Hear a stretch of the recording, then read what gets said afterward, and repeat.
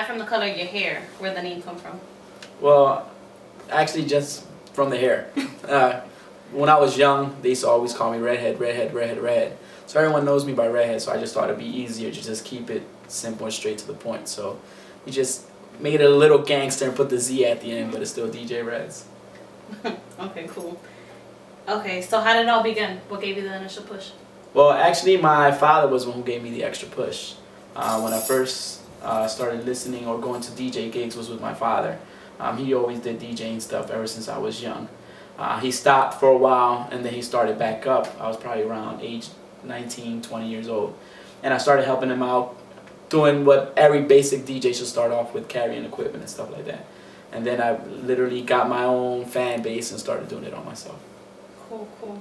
So as every successful person has, what type of struggles and obstacles have you overcome?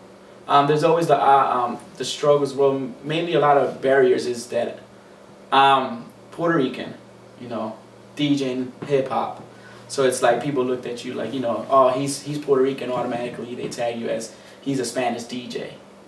But you know, trying to tap into the large market with the hip hop world, that's always been a struggle for me. Okay. So what was the first event you ever played at? That you played at? The first event that I actually, of my event, was it was in the hood, 5th and Westmoreland. So that's when I first got my first gig, was in a bar at 5th and Westmoreland. Now my first biggest venue was actually Chrome, when I did a competition for Mega Radio. So. Okay. What was the first record you ever purchased? The first record I ever purchased, actual vinyl record, I have to go with like EPMD. Trying to think of what else. It's been so long since I actually grabbed vinyl, but I'm going back that far. Michael Jackson. Of course. Michael Jackson with a white suit on, you know, moonwalk, those type of vinyls and stuff. That actually I had went with my father to actually purchase that stuff. So do you use vinyls? Now, because of Serato, I have been using it. I don't use it as much. I don't think I need it as much. It's a lot more carrying around because you have to set up needles and your weights and all that stuff. So I just do the CDJs, but I do the vinyl also. Okay, cool. Okay, so tell us, how big is your music collection? Wow.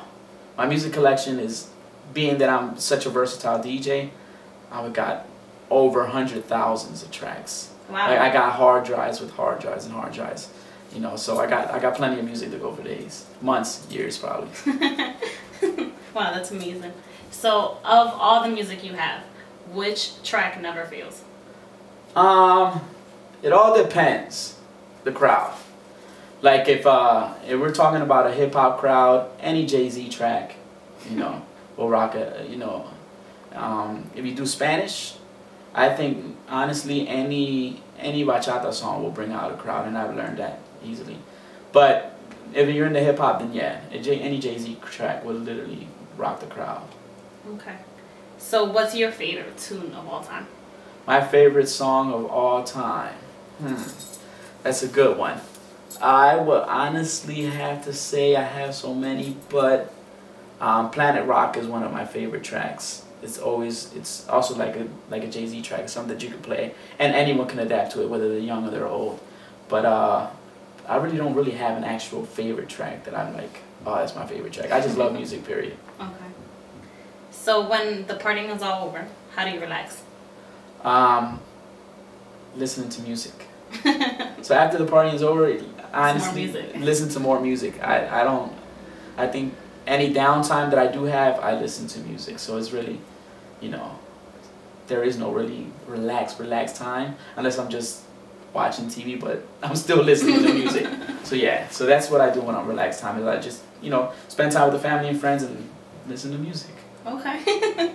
So outside of DJing, do you have any other hobbies? Basketball. You good? I'm actually pretty good for my height. I'm pretty good. I think that's what helped me from the NBA. But football, always been a football fan. I also, I'm a comedian at times. And I also do web design and graphics, so I do a little bit of everything. Okay, all right. So at the moment, how's the scene look? The music scene. The music scene right now, I think it's coming back to hip hop now. Hip hop in the East Coast was really dead, I could say, for a while now. But you'll get the hip hop, and you also got the house track, which I'm also getting involved into, because that's what right now that's where the money is. When you go international, you want to know the house music. But hip hop, I think it's coming back around now. Okay. So when you spin, is it pre-planned?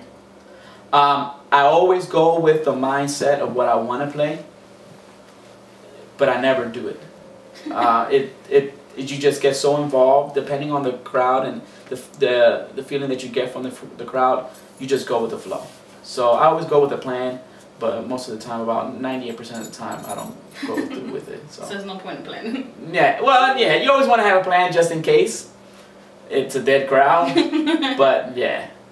Okay. So you said you're a comedian, right? You're gonna be a comedian that time. I'm not gonna ask you to tell a joke.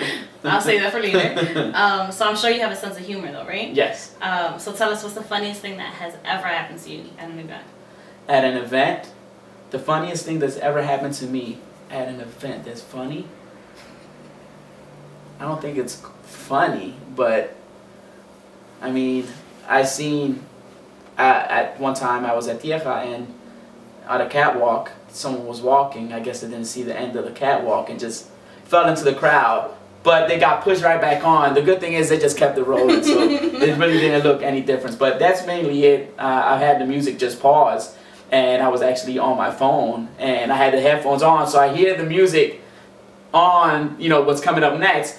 But the crowd's looking at me like, what's going on with the music? And I'm jamming with it, and I'm over here texting, and the light guy's like, yo, the music. I'm like, oh. But that's not funny. No, not for you. Not for me. Okay. So what advice would you give to up-and-coming DJs? You have to build your music collection, from the old to the new. Also, if you're a DJ and you're upcoming, be creative. You know, it's fine if you look at other DJs that DJ. You know, pick up something from here, pick up something there. Mold it and make your own self a DJ. Don't try to be as another DJ. It's always best to be creative, because that's what people want to see, something different. And it's always good to bring something different to the table. Okay. So, my next question. If you could stage a rave anywhere in the world, anywhere, where would you go? I think I will go probably to Europe.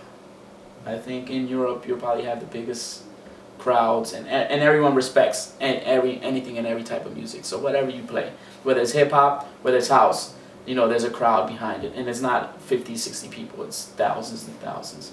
So I think Europe. Okay. So you already answered how you see the scene at the current moment. Where do you see it in 5 years? 5 years from now, I see a lot of, I think house will continue. House music will continue. It's been around for years. It's going to be stronger. You'll get a lot more hip-hop artists on the house tracks. But I think hip-hop now, being that it's coming back around to its full force, you know, life's a circle, so it'll come back to the top. So I'd say hip-hop will be really strong, and I think I'll find myself going back into hip-hop more. Okay. So I know you're part of the Mix Masters. So can you tell us all how it started, where it came about, what's it about? Well, yeah, what happened with the Mix Masters is we were just a group of guys. We started doing parties together, and we thought, why not label ourselves or give ourselves a brand name so that everyone will know, oh, when the Mix Masters are doing a party, we have to go there, because we know Reckless is going to be there, we know Alejo's going to be there, we know Oski's going to be there, we know Jonathan's going to be there, we know Spontane's going to be there. We all know they're going to be there. Instead of saying DJ Redz, DJ Alejo, and blah, blah, blah, and all these people are going to be there, we're like, oh, let's just give ourselves a crew. And it all started for the Puerto Rican Day Parade. We wanted to promote ourselves as DJs to the Philadelphia community, so we're like, you know what, let's give ourselves. So we thought about it, you know, that's what we do. We mix. You know, we all don't scratch. We don't think that scratching is the only thing you have to do. It is part of DJing that you should learn, but mixing the music is something very strong that you need to have. So being able that we all do mix, and being that we're all mixed because we're black, we're Philippine, we're Spanish, Colombian Spanish, Puerto Rican Spanish. So we're all mixed, and we all play a variety of music.